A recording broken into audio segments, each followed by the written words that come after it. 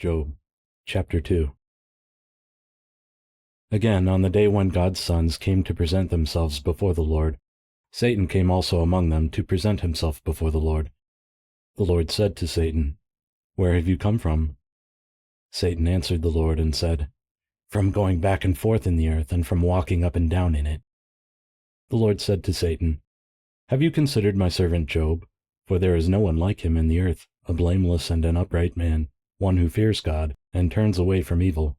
He still maintains his integrity, although you incited me against him to ruin him without cause."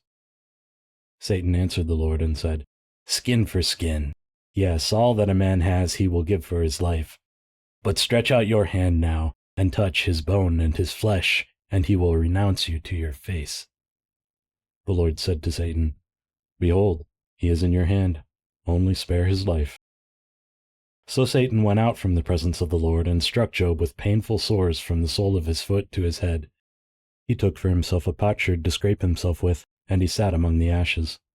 Then his wife said to him, "Do you still maintain your integrity? Renounce God and die." But he said to her, "You speak as one of the foolish women would speak.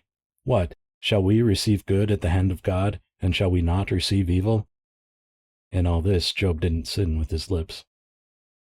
Now when Job's 3 friends heard of all this evil that had come on him, they each came from his own place: Eliphaz the Temanite, Bildad the Shuhite, and Zophar the Naamathite, and they made an appointment together to come to sympathize with him and to comfort him.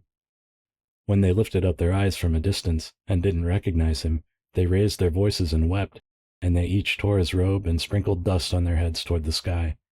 So they sat down with him on the ground 7 days and 7 nights, and no one spoke a word to him, for they saw that his grief was very great.